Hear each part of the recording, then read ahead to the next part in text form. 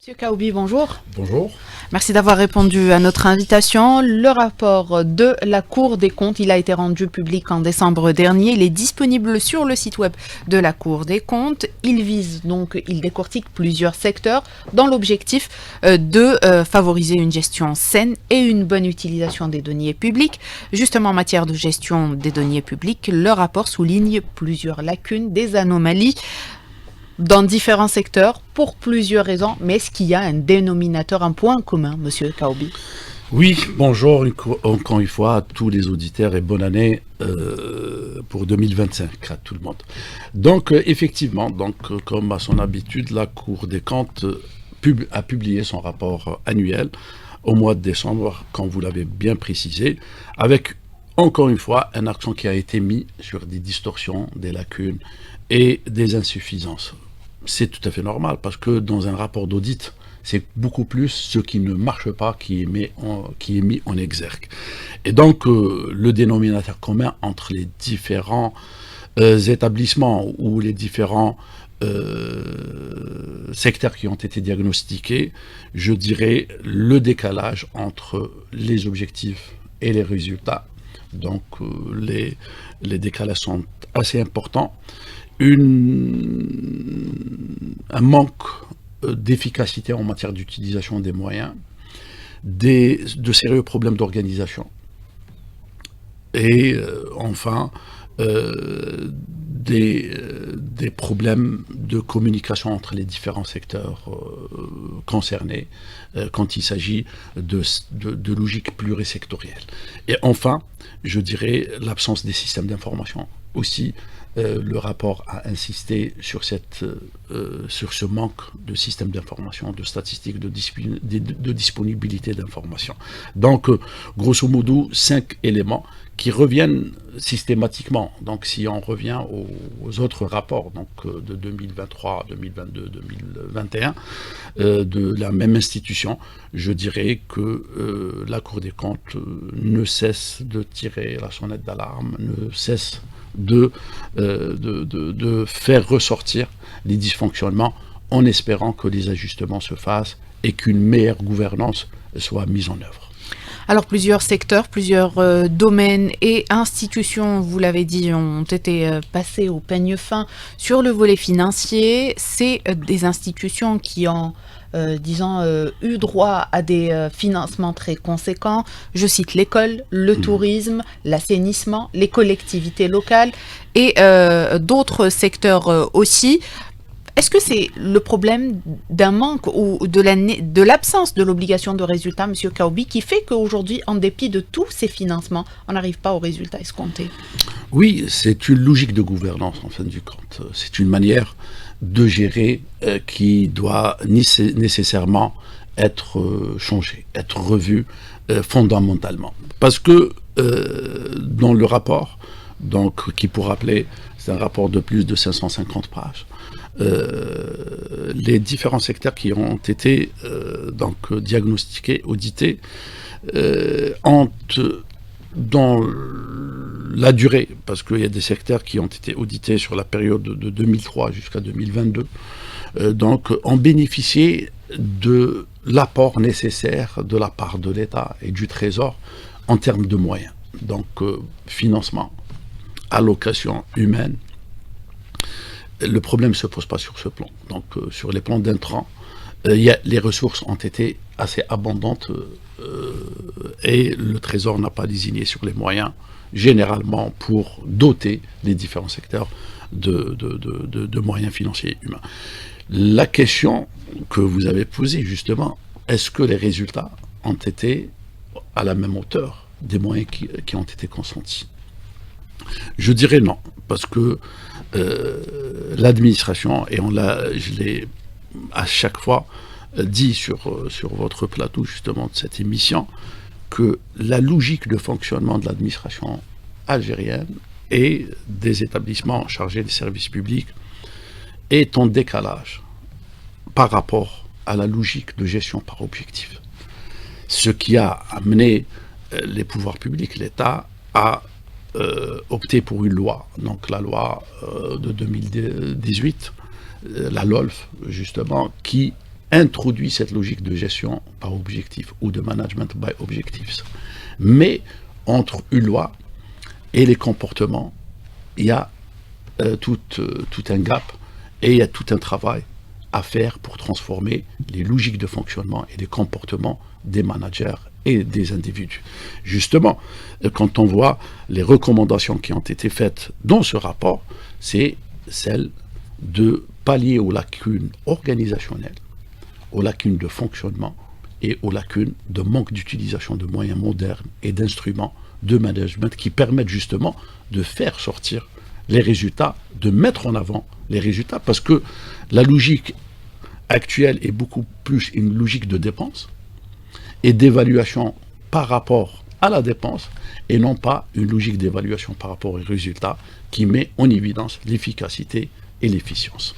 L'école, ça a été un des secteurs justement qui a été audité par la Cour des comptes. C'est le premier budget civil de l'État, l'éducation nationale. Mais en matière d'efficacité, en matière de résultats, on le disait, la Cour des comptes dresse un tableau plutôt sombre des résultats atteints par l'école algérienne. Qu'est-ce qu'on doit retenir, Monsieur Kaoubi? On doit retenir deux choses. Un, sur le plan d'indicateurs d'intrants, où les éléments quantitatifs, il y a une satisfaction mesurée, je dirais, dans la mesure, en matière de réalisation d'objectifs de développement durable. L'Algérie est bien classée, donc en matière d'infrastructure, de couverture, d'accès, d'égalité entre les deux sexes sur ce plan-là. Et puis, l'accès à l'éducation dans les deux premiers cycles, les résultats sont assez bons, assez probants. Mais c'est là, et le rapport le souligne d'une manière très claire, quand on va vers une évaluation beaucoup plus qualitative, que les lacunes se font ressentir. Les degrés d'acquisition ou le niveau d'acquisition dans les mathématiques principalement et dans les langues sont assez faibles. Ce qui nous interpelle, surtout quand on fait un benchmark, et le rapport il le fait, donc des comparaisons avec des pays dans la zone arabe et dans les pays développés, des efforts importants doivent être faits, que ce soit en matière de quantité, d'heures qui sont allouées pour ces deux matières qui sont au demeurant très très importantes pour le devenir. On veut aller vers une numérisation, on veut avoir une ressource humaine qui maîtrise donc deux outils importants qui sont les mathématiques et les langues. Alors là, les besoins d'amélioration se font ressentir d'une manière très très sérieuse. Une autre lacune qui est importante et qui a été mise en évidence d'une manière très claire dans le rapport, le recours au cours de soutien. Donc, et puis l'interrogation qui a été soulignée dans le rapport aussi, c'est que le ministère concerné ne s'est pas attelé sur cette question en diligent une étude bien précise pour savoir les tenants et les aboutissants de la chose, le pourquoi de la chose, et puis le rapport s'appuie, il cite une étude faite par l'université de Tiaret justement, et qui donne quand même des taux de recours au soutien en dehors des établissements de santé qui consomment plus de 5% du produit intérieur brut et qui, vous l'avez bien rappelé, sont le premier budget civil de l'État. Donc, pratiquement 50% des élèves au premier, à la 5e année, donc premier cycle, font des soutiens. Des cours de soutien. 63% pour le BM font des cours de soutien et 76% font des cours de soutien, avec tout ce que cela suppose comme charge financière pour les parents. Et ce qui est un peu plus grave, c'est l'image du système éducatif qui est remise en cause par rapport à cette dualité d'établissements qui dispensent de l'enseignement. Autre secteur qui a été également décortiqué, là aussi les lacunes sont tout aussi importantes, celui du tourisme et particulièrement en ce qui concerne la réalisation des zones d'expansion et sites touristiques, ce qu'on connaît sous le nom des ZET. Alors là, le bilan est clair. En matière de chiffres, au 31 décembre 2022, les réalisations restent faibles, l'aménagement très en deçà des attentes et aucune zone d'extension et aucun site touristique n'a été aménagé, viabilisé à 100%, sachant que l'État compte aujourd'hui sur le tourisme comme étant un secteur clé de l'économie nationale. La Cour cite plusieurs raisons. Quelles sont les plus importantes, Monsieur Kaoubi? Vous le dites si bien, donc sur les 249 zones touristiques programmées, aucune n'a été aménagée à 100%. Le rapport donc met en évidence les incohérences qui, encore une fois, ce sont des incohérences organisationnelles. Donc qui fait quoi? Est-ce que les autorités qui sont chargées de mettre en œuvre l'opération, déjà de mettre en place les schémas d'aménagement des zones touristiques, ont eu les moyens, les compétences, la maîtrise nécessaire pour lancer les opérations? Donc là aussi, les écarts sont très, très importants déjà en matière d'aménagement. En matière de viabilisation, c'est encore pire. Donc c'est ce qui pose aussi des questions relatives aux autorités qui sont chargées de faire les opérations de viabilisation. Donc vous allez me dire que la viabilisation vient en second lieu, il faut que l'aménagement soit lancé pour que le relais soit suivi par la viabilisation, mais la viabilisation aussi nécessite beaucoup de moyens. Mais le rapport cite aussi un problème de choix, déjà de choix de ces zones. Donc il met en évidence que beaucoup de zones ne disposent pas, ne répondent pas favorablement aux critères d'attractivité, ce qui fait que l'investissement se fait en dehors de ces zones que dans ces zones. Et là, vous voyez encore une fois un décalage entre des objectifs qui veulent faire du potentiel important dont jouit l'Algérie dans le domaine du tourisme. Il faut le rappeler, avec tous les différents types de tourisme dont on dispose, et la réalité du terrain. Donc, il y a un problème de choix aussi, parce que viabiliser nécessite beaucoup de moyens. Et viabiliser des terrains dans le domaine du tourisme, encore une fois, devrait obéir à des logiques beaucoup plus économiques que des logiques purement administratives. Et entre la contrainte du coût, la nécessité de logique privée, économique, et les logiques administratives, le décalage est tellement important que les résultats sont là pour témoigner de la nécessité de revoir le paradigme, de revoir l'organisation, de revoir les instruments aussi, sans lesquels on sera toujours dans ce décalage entre notre potentiel énorme et la réalité des logiques qui sont en décalage par rapport à ce potentiel. Alors, le secteur du tourisme, le secteur des collectivités a également été pointé du doigt sur plusieurs niveaux, l'efficacité énergétique, l'utilisation des différents fonds destinés aux communes. Nous en parlerons dans la deuxième partie de l'émission, ça sera dans quelques instants, restez avec nous. Monsieur Kaoubi, nous avons parlé donc de ces problèmes liés à la réalisation des zones d'expansion et des sites touristiques au moment où on parle d'un manque de foncier et qu'on parle de toute la priorité accordée aux fonciers touristiques pour justement booster ce secteur. Qu'est-ce qu'on doit, quelles sont les recommandations émises par la Cour des comptes, par où commencer pour régler ces problèmes liés donc à la réalisation des zones d'expansion touristique?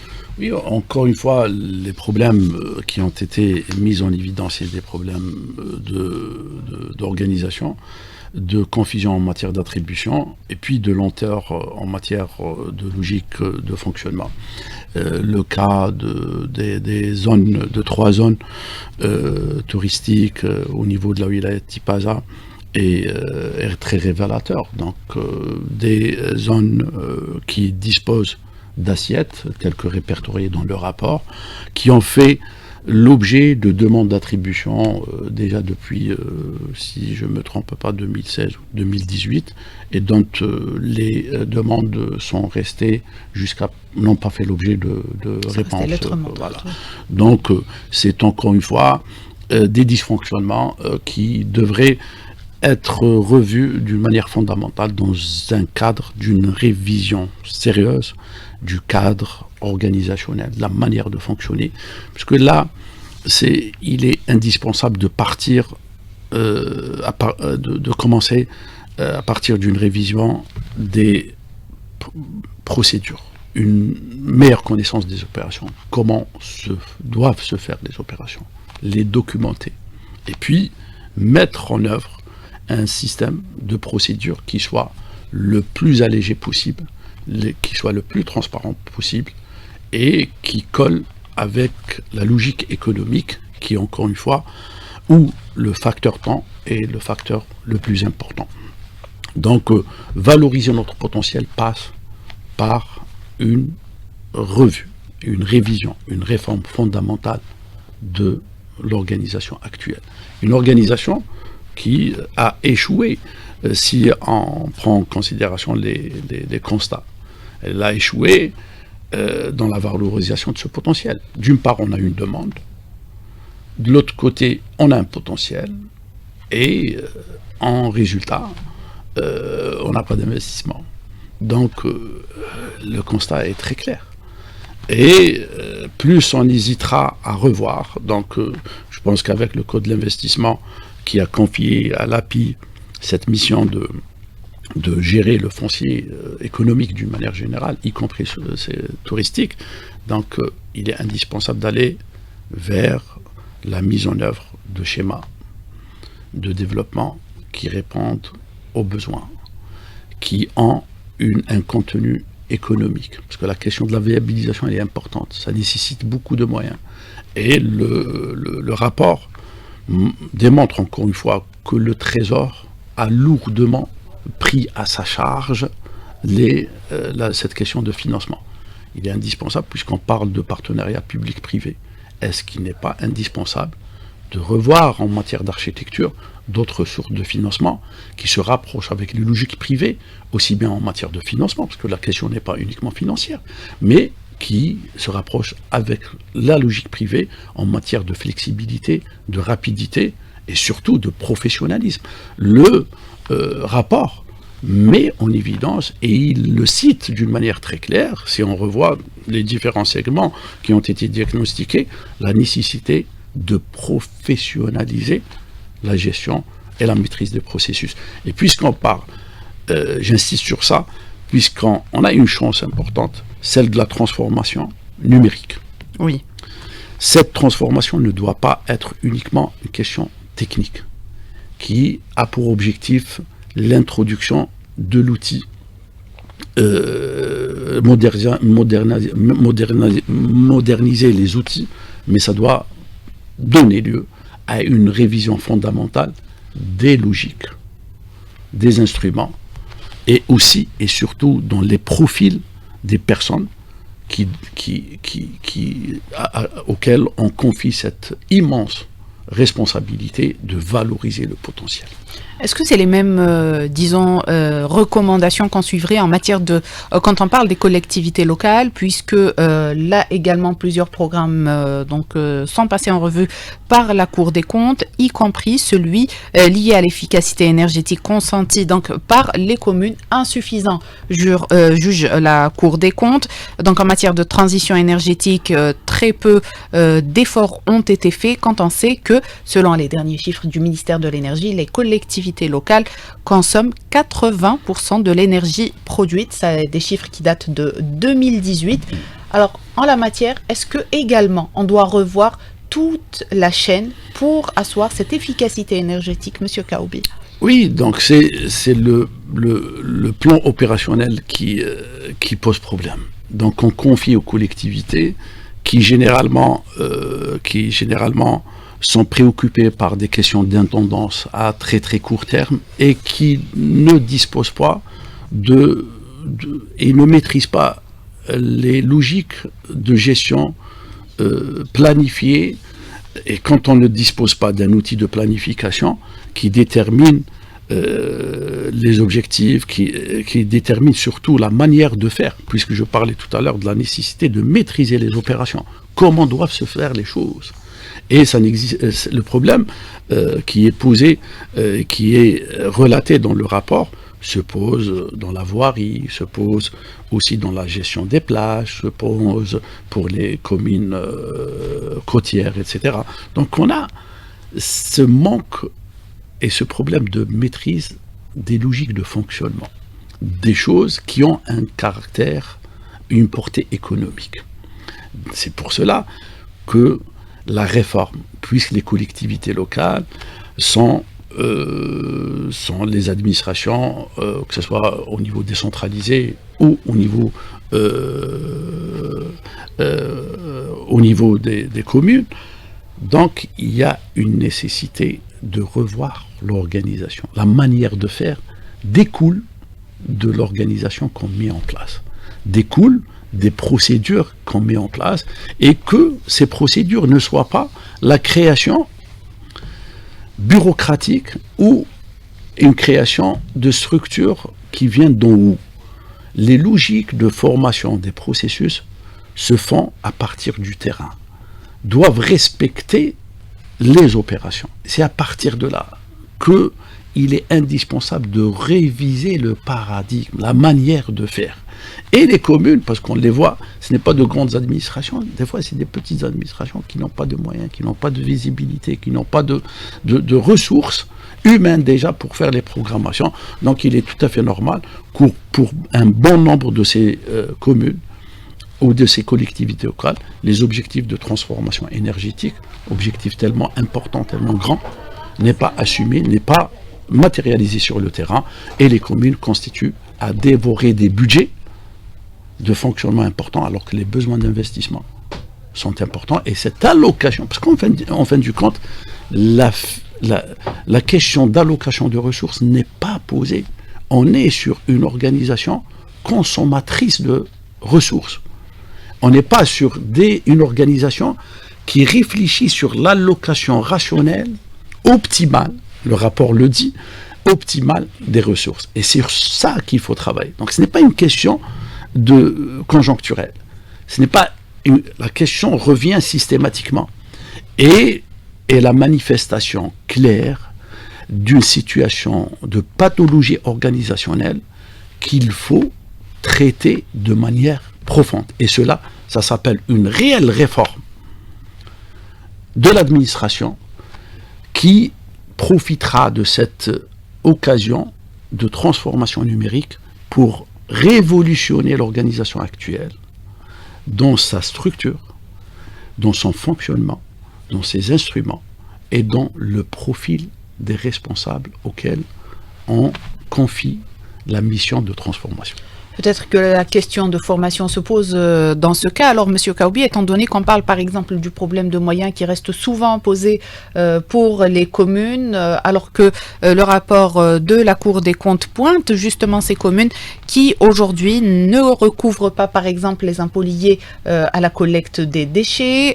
Idem, vous avez parlé des communes littorales, des plages qui sont censées être donc concédées ou mises en concession pour avoir des revenus, mais qui ne sont pas faites, qui sont donc gérées directement par les communes, des niches qui existent, qui permettent aux communes d'avoir des moyens, mais dont elles ne profitent pas et qu'elles ne mettent pas en place.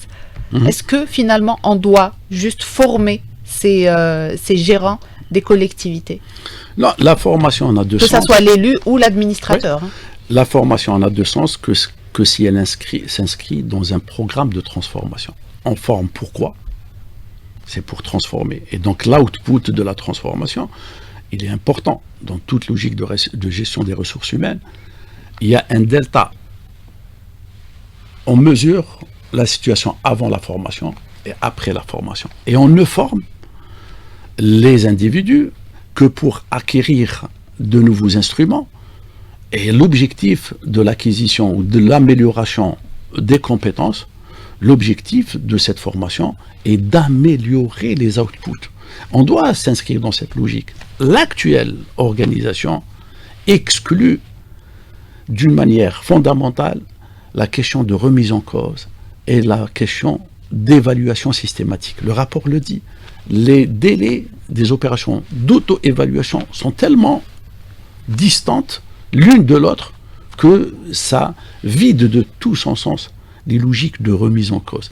Et actuellement, l'évaluation des systèmes, d'une manière générale, administration, entreprise, gouvernement, etc., l'évaluation se fait par rapport à la performance des systèmes d'évaluation et des systèmes de contrôle de gestion. Et là, cette logique est intimement liée avec la logique d'évaluation et d'allocation des ressources, qu'on doit nécessairement introduire, parce que la situation actuelle d'aisance financière ne durera pas, et il ne faut pas qu'on parle de rationalisation de choix budgétaires qu'une fois que la ressource est rare. La rationalité s'impose dans les périodes d'aisance que la période de difficulté. Malheureusement, on n'en parle que dans la période de vache maigre. Et là, ça remet en cause les opportunités, ça ne nous permet pas de tirer énormément profit des potentiels qu'on a. Le rapport sur les zones d'extension touristique est édifiant. Très bien, merci Monsieur Kaoubi. On arrive à la fin du temps qui nous est imparti, donc à la fin de notre émission. Merci à vous d'avoir répondu à toutes nos questions. Je rappelle que nous avions avec nous Monsieur Mahfoud Kaoubi, analyste économique et financier. Merci à vous de nous avoir prêté attention. Très bonne journée, à demain.